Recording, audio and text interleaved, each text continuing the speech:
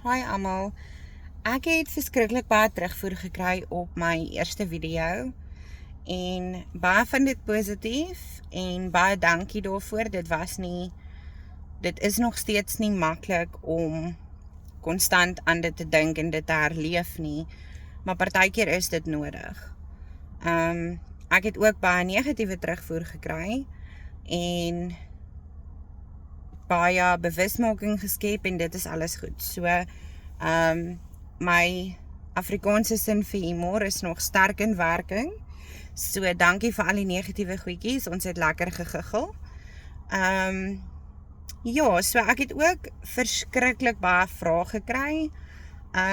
Hoe werk refugee programme in Amerika en gaan ons in refugee kampe moet bly en gaan ons gebruik word vir goedkoop arbeid en dan het ek ook die ander vraag gekry wat sê, okay, maar julle is nou al 'n rukkie daar, verduidelik vir ons, hoe is dit in Amerika, hoekom is daar Suid-Afrikaners in Amerika wat sê, ons gaan dit nie maak nie en ons gaan nie die mas opkom nie en wat bedoel julle met die leefstyl is anders en al hierdie klas van goedjies, okay? So, dis baie vrae en baie informasie. So, ons het nie 'n vaste, die Amerikaanse regering het nog nie 'n vaste policy en procedures vrygestel nie. Ek het op my Facebookblad, my TikTok, X, alles geshare wat ons wel weet. So, gaan volg die Amerikaanse ambassade in Suid-Afrika se blaaie. En as jy iets wil verifieer, gaan kyk op die Amerikaanse regering se website. Kyk asseblief net na die publication date, want daar's verskriklik baie vals informasie wat die ronde doen, soos ons sou verwag het, gaan gebeur. Mense wat spesifieke klousules uit 'n persverklaring screenshot en dit binne geen konteks share nie. So dan scroll jy en jy kry hierdie screenshot wat sê Trump het alle refugee programme opgeskort, waar jy het die vorige en die volgende paragraaf nodig om dit binne konteks te kan lees en verstaan. So ongelukkig wys hulle vir julle net genoeg om julle af te skrik, of te ontmoedig. En ek staan glad nie daarvoor nie, ek is hier vir die waarheid. As daar enige nuus is, sal ek dit post sodra ek dit kry. Daar is nie op hierdie huidige stadium enige spesifieke prosedure nie. Daar is nêrens waar jy op hierdie stadium kan aansoek doen nie. En jy kan nie regtig ambassade toe gaan en gaan sê, okay, ek wil dit doen nie. Dit is nie die korrekte manier nie. Ons gaan moet geduldig wees vir 'n formele prosedure. En dan om te kom by die gaan ons in refugee kampe bly en gaan ons gebruik word vir goedkoop arbeid en gaan ons as slawe gehanteer word en party van, kyk, ek verstaan dat dis vreemd en onbekend. En ek verstaan die propaganda om mense bang te maak. Al wat ek vir jou sê is, doen jou eie navorsing. Moenie blindelings glo wat enigiemand vir jou sê nie, moenie blindelings glo wat ek vir jou sê nie, gaan kyk, doen jou eie navorsing. Niemand weet wat die plan is nie, so ek kan nie vir jou sê, ja, jy gaan of nee, jy gaan nie. Ek kan vir jou inligting en informasie gee wat ek weet, 140% weet, maar ek kan nie vir jou iets sê as ek nie die antwoord ken nie. So, en ek gaan ook vir jou sê ek weet nie. So, daar's baie mense wat huidiglik probeer om die situasie en die omstandighede in Suid-Afrika af te speel as almal gaan daardeur, dit is nie ras georiënteerd nie, dit is nie boere georiënteerd nie, almal in Suid-Afrika word dieselfde persentasie geaffekteer. Nou, my persoonlike opinie, my persoonlike ervaring en ondervinding is dat daar is vir my gesê, my dogtertjie is wit en fresh. So, dit vir my, maak dit ras, dit maak dit kleur. Daar is vir my gesê, ons het hulle grond gevat, waar hulle voorouers begrawe is, waar, ek gaan nie in dit ingaan nie, maar die punt wat ek probeer maak is, elke mens is geregtig op sy of haar eie opinie. Niemand se ervaring is presies dieselfde nie. Daar is mense in stede wat geen benul het hoe dit op die platteland gaan nie.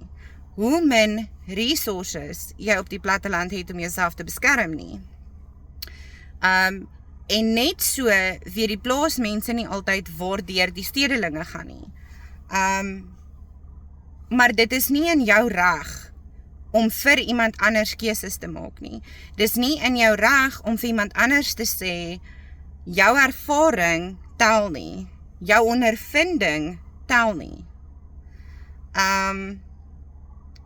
To each their own. Ek is nie hier oor 'n rassedebat nie. Ek wil ook glad nie by sulke goed betrokke raak in my comment section nie. As jy iets wil weet, vra my direk en ek gaan vir jou direkte antwoord gee. I'm not gonna beat around the bush. It is what it is. Ek het baie swak plekke, ek is soms emosioneel en ek is soms upset en ek is nog altyd iemand wat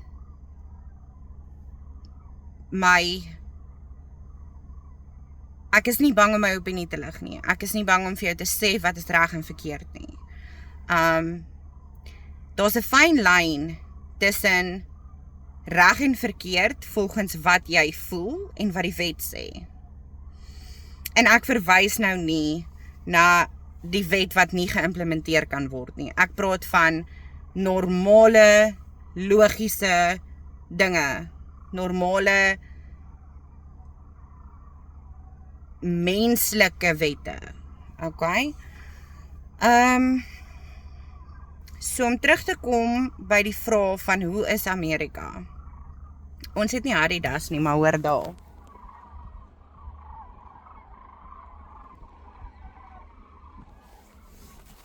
So, ja. Hoekom sê party Suid-Afrikaners wat tans in Amerika is, dat die leefstyle is baie verskillend? Hulle sê so want dit is heeltemal anders. Die Suid-Afrikaner is 'n baie selfstandige, gerieflike nasie, as ek dit so kan stel. Ons hou van gerief, ons hou van selfstandigheid, ons hou van iemand te hê om jou te help rondom die huis en in die tuin en al die goedjies.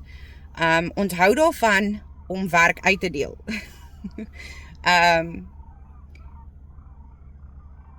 Dit is anders hierso. Jy gaan nie iemand kry wat jou kan sommer maar net in die huis help nie. Dit is nie 'n dingie nie. Nou gaan jy vir my sê, okay, maar dis nie so erg, daar's korrelgoedwassers en al die goed, dis waar. Dit gaan oor, weer eens hoekom ek gesê het, elke mens moet self besluit wat dit is wat vir jou belangrik is. Wat dit is waarsonder jy nie kan leef nie en waarmee jy kan leef. 'n Voorbeeld, as ek 'n boom in my erf afgesny wil hê, dan gaan ek dit of self doen, of ek gaan moet betaal om 'n tree felling company te kry om dit te kom doen. As ek 'n dreinprobleem het, as ek 'n elektriese probleem het, gaan ek dit self oplos. Of ek gaan baie geld betaal vir iemand anders om dit te kom oplos. Dit is hoekom mense geneig is om te sê, dis 'n baie duur lewe hier. Want dit wat jy gedoen wil hê, doen jy self, of jy betaal baie geld vir iemand anders om dit te kom doen. Ons lê byvoorbeeld polypipe, jy doen dit self. Jy swaai graaf en pik, jy doen dit jouself.